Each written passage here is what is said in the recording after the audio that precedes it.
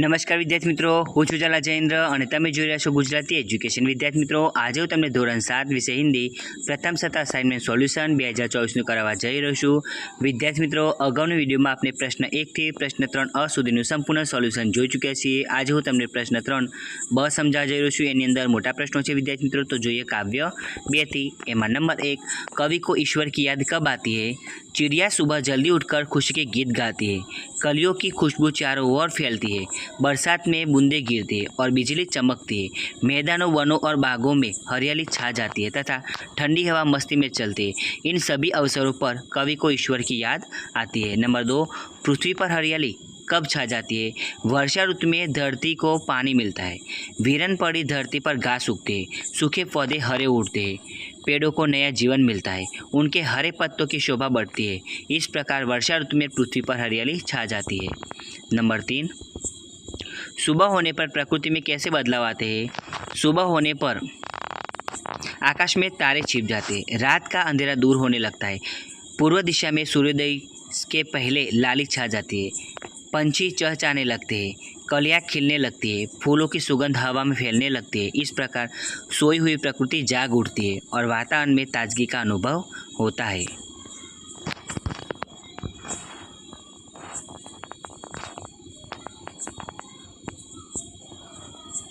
हवे काव्य 5 एમાં पहलो, नदियों से हमें क्या संदेश मिलता है?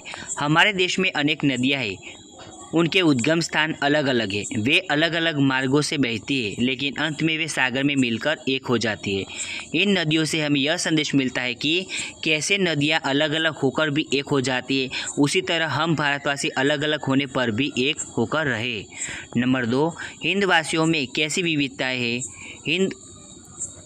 नंबर 2, हिंदवासियों में कैसी विविधता है? हिंदवासी अलग अलग रंग और रूप के हैं, उनके पहनावे अलग अलग है, वे अलग अलग भाषा बोलते हैं, वे अलग अलग धर्मों को मानते हैं. इस प्रकार हिंदवासियों में अनेक प्रकार की विविधता है.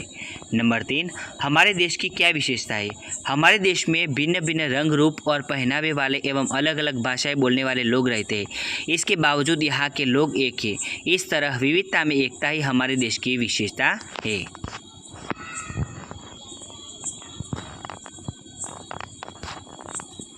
હવે કાવ્ય 7 એમાં पहलो, पहेलियों का क्या महत्व है?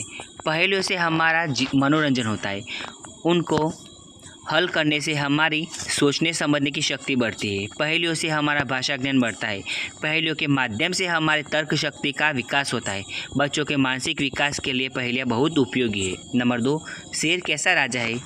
राजा महल में रहता है, बढ़िया पलंग पर सोता है, परंतु शेर ऐसा राजा है जिसने सोने के लिए पलंग नहीं होता, जंगल ही उसका महल है, उसके पास धन संपत्ति का खजाना भी नहीं है, फिर भी वह जंगल का राजा है. नंबर 3, क्या फ़ोन चुगलखोरी करता है? कैसे?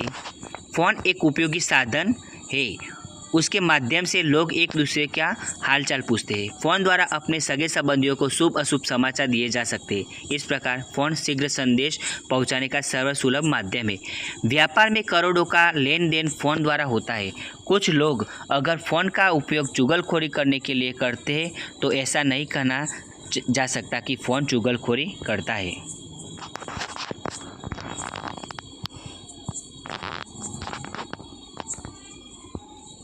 काव्य 8 नंबर 1, रहीम जी सज्जनों के परोपकारी स्वभाव के बारे में क्या कहते हैं? रहीम जी कहते हैं कि वृक्ष अपने फल स्वयं नहीं खाता, तालाब भी अपना पानी स्वयं नहीं पीता.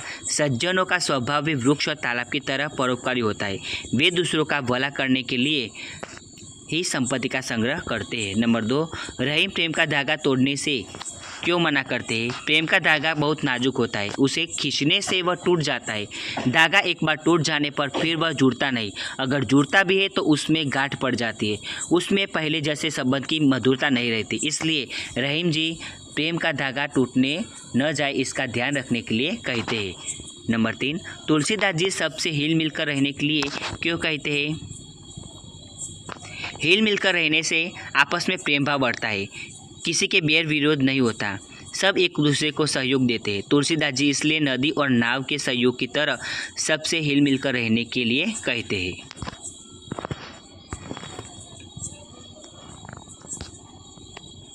नंबर 4, कबीर जी की दृष्टि से साधु कैसा होना चाहिए? कबीर जी की दृष्टि से साधु सूप जैसा होना चाहिए। सूप अनाज को अपने अंदर रख लेता है और कचरे को बाहर फेंक देता है। उसी तरह अच्छी वस्तु ग्रहण करनी चाहिए और खराब वस्तु को छोड़ देनी चाहिए। नंबर 5, बड़े लोगों को निरुपयोगी बताने के लिए खजूर के पेड़ का उदाहरण क्यों दिया गया है?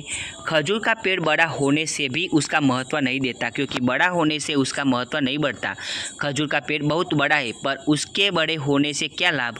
उसमें मुसाफिर को छाया नहीं मिलती और फल बहुत छोटे और ऊंचाई पर लगते हैं। बड़े लोग भी इसकी माफक बड़े हैं लेकिन वह अमीर है, गरीबों को काम नहीं आते। हवे प्रश्न 3 क काव्य पंक्ति। पहली, हिंद देश के निवासी सभी जन एक है, रंग रूप वेश भाषा चाहे अनेक है। बेला गुलाब जूही चंपा चमेली, प्यारे प्यारे फूल गुंथे माला में एक है। दूसरी कविता, गंगा यमुना ब्रह्मपुत्र कृष्णा कावेरी, जाके मिल गई सागर में हुई सब एक है। धर्म है अनेक जिनका सार वही है, पंथ है निराले सबकी मंजिल तो एक है। तो विद्यार्थी मित्रों, તમને અમારી આ વિડીયો પસંદ આવ્યો હોય તો વિડીયોને લાઇક કરો, કમેન્ટ કરો, શેર કરો અને સબસ્ક્રાઇબ જરૂર કરો। અને આના વગર બીજી વિડીયો જોઈતો હોય તો નીચે ડિસ્ક્રિપ્શનની અંદર લિંક આપેલી છે। તો વિદ્યાર્થી મિત્રો, હવે નવી વિડીયોમાં ઝડપથી આપણે મળીશું। ધન્યવાદ।